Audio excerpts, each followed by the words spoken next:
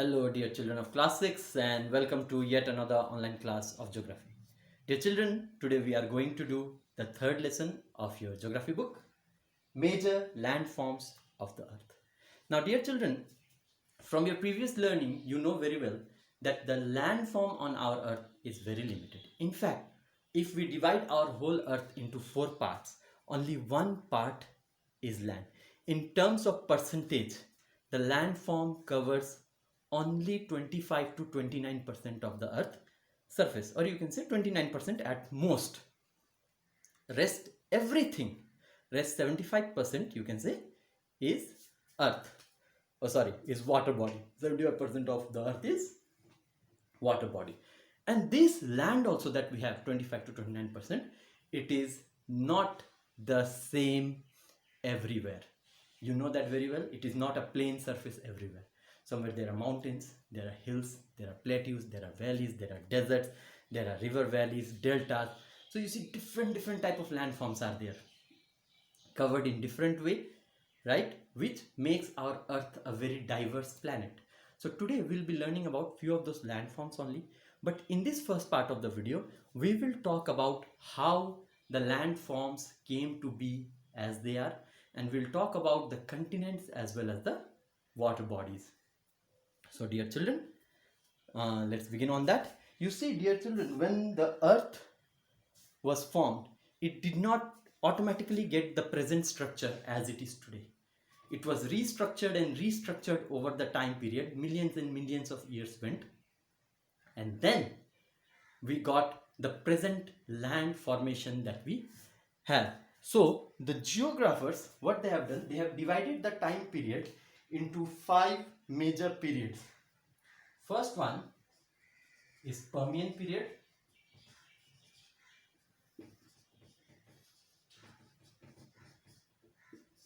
Then came Triassic period.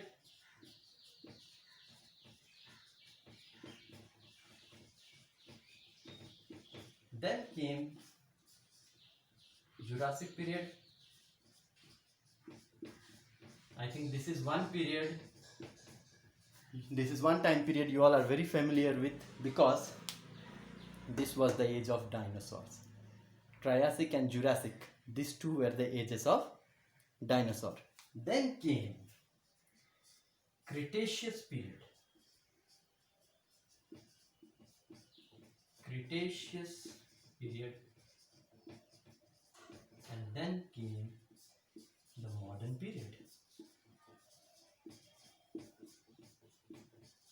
Modern period. And from Permian period to modern period, the land structure kept on changing, and in fact it is still changing, but the change is so slow that it takes millions and millions of years just for few centimeters of change to occur. So you see what happened during the Permian period. There's only one landform, okay, one landform and one water body. The landform was known as Pangea, Pangea, Pangea, and the water body around it was known as Panthalassa, Panthalassa, Panthalassa. Then came the Triassic period. In Triassic period, the Pangea, the landform, broke up and formed 2 parts, one in the north, one in the south. The northern part was known as Laurasia, Laurasia, Laurasia. The southern part was known as Gondwana land, Gondwana, Gondwana land. And the water body in the middle was known as Tethys Sea, Tethys, Tethys, Seac. Okay. Then came the Jurassic period, Cretaceous period. The landforms broke further and further, and then today we came to the modern period, where the land structured itself into 7 very large masses of land known as continents. 7 very large masses of land known as continents. So you can say from Permian period up to modern period, the landform, the single landform, it kept on breaking and breaking and breaking and breaking, and presently it is in a shape of 7 very large masses of land known as continents. So what are those continents?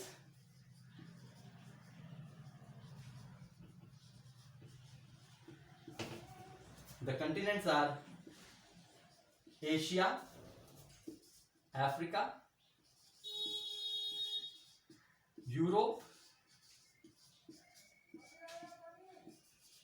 North America, South America,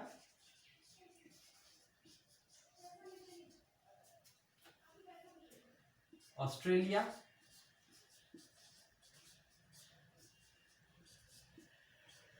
and the white continent, Antarctica.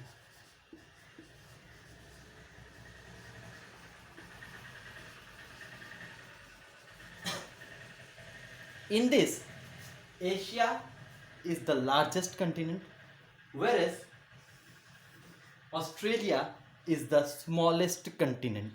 Not only that, dear children, the continent, that's Antarctica, is totally covered with ice. Totally covered with ice. It is also known as the white continent. So today we'll be learning about these two only from your book. As you have got the intro, now let's read from the book and find out what it's all about.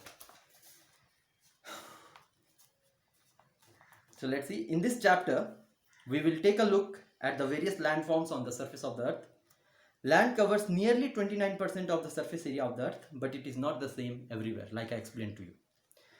You may have traveled around the country and noticed how the land features on the surface, called landforms, are different at different places.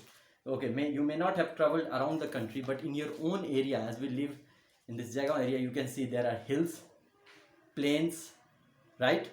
We have riversides, we have forest areas. So in the same place only, the land features are totally different. At some places, the land is flat and low-lying, while at other places it may be hilly or mountainous. You may also have traveled along the roads with hairpin bends. Hairpin bends mean very sharp bends. Very sharp bend, especially when we are going to hills. The road in the hills, they go in circular motion, then they turn at hairpin bends, means very sharp bends are there to reach the top of the mountain. In a nutshell, means in summary, the earth's surface has variety of features, and all these features play an important role in sustaining life on earth. For example, flat low-lying areas are suitable for agriculture, while hill slopes support vineyards and orchards. So you see, not only their structure is different, even their feature, okay, what they support is different. Hills, they are good for cultivation of tea, they are good for cultivation of grapes, they are good for cultivation of fruits or fruit orchards. But the plains, they are suitable for agriculture. Landforms usually change very slowly. It may take millions of years for rain, wind, frost and heat to demolish a mountain. So you see, like I told you earlier, the process of restructuring of land, the process of formation of a landform is very, very, very slow. In fact, it is so slow that it may take millions of years just for few centimeters of restructuring of any land surface. In fact, the example is given here that it may take millions of years for rain, wind, frost and heat. These are the four agents that work towards restructuring of land, and it takes millions of years just for them to demolish a mountain, and that too not fully. Now coming to continents, like I told you, with the restructuring of land to the modern period, land, one single landform, which was known as Pangea, got divided into 7 very large masses of land, today known as continents. So now we'll be learning about that. Let's see what books got to say about that. Continents are very large land masses that are surrounded by vast water bodies called oceans on all sides. They are primary divisions of land. There are 7 continents in the world. So let's see what the 7 continents are all about. First one is Asia. Asia is the largest continent. It occupies about 1/3 of the land area of our planet. It means out of 25 to 29%, 1/3 of that is covered by a single continent, which is Asia. It is joined to the landmass of Europe, and thus we use the term Eurasia for this combined landmass. At one corner, if you look at the map, then you'll see that in one corner, Asia is joined with Europe, and that joint landmass is what is known as Eurasia. The Ural Mountains, the Black Sea and the Caspian Sea separate the two continents. The water bodies which separate the two continents, which separate Europe and Asia, are Ural Mountains, Black Sea and the Caspian Sea. We find ocean on three sides of this landmass. To the north lies the Arctic Ocean, to its east Pacific Ocean, and to its south the Indian Ocean. Next comes Africa. Africa is the second largest continent after Asia. It is surrounded by water bodies on all sides. In the north, the Mediterranean Sea separates it from Europe, and on its east is the Indian Ocean. The Atlantic Ocean in the west separates it from two Americas, that is North America and South America. In Africa lies the largest desert of the world, the Sahara Desert. In fact, one of the largest deserts of the world is the Sahara Desert, and it lies in Africa. Then you have North America. North America is the third largest continent in size. So if you look here, if we have to go on restructuring it, the largest first one is Asia, second is Africa, third is North America. It is joined to South America by a narrow stretch of land called Isthmus of Panama. If you look at the drawing here, you see North America and South America are joined by a very narrow stretch of land here. This narrow stretch of land is known as Isthmus of Panama. The Atlantic Ocean lies to its east and Pacific Ocean to its west. Next is South America, and as you might have understood, it is the fourth largest continent. South America is the fourth largest continent. So let's see. South America is the fourth largest continent. On its east side lies Atlantic Ocean, while on the west lies the Pacific Ocean. It is shaped roughly like an inverted triangle. If you look at its shape, almost like a triangle which has been turned upside down. Then the Antarctica. Okay, Antarctica is a large frozen landmass located in extreme south, right here in the corner.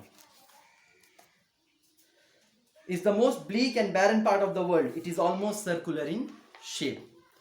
Antarctica contains 90% of the world's ice. It is even colder than the Arctic region and is surrounded by stormiest seas. Means reaching there is not easy because the water bodies around it, as it is circular, it is totally surrounded by water bodies, and all these water bodies are very, very stormy. Several countries of the world have set up research stations in Antarctica to conduct research in climatology, earth science, human physiology and medicines. Not on even our own country, not only, let's not talk about other countries only. Our own country has set up research stations in Antarctica. The scientists, they live there in harsh conditions and they do research on climatology, earth science, human physiology, you can say human body and medicine. Then comes Europe. Okay, so this is the fifth largest. Europe is the sixth largest. Europe is smaller in size in comparison to the other continents mentioned above, but has some of the most developed nations of the world. To its north is the Arctic Ocean. The Atlantic Ocean separates it from North America. It has the most indented means rough, coastline among the continents, which is why it has numerous ports and some of the finest harbors of the world. And then comes Australia. It's sometimes called the land down under, as it lies to the south of the mainland masses. It is also the smallest continent in size. I told you this earlier. Australia is the 7th largest, or you can say the smallest among all the continents. And it is also known sometimes as the land down under, as it is to the extreme south. In fact, just near to Antarctica. It is also smallest in size, as there is water on all sides. The Indian Ocean in the west, South Pacific Ocean in the east, Southern Ocean in the south, and the Arafura Sea in the north.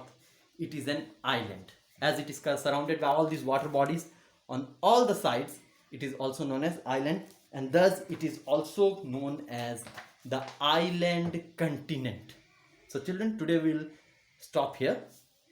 Please be sure to read it, okay, revise it, and go through this video as much as possible. Okay, thank you very much. Stay safe.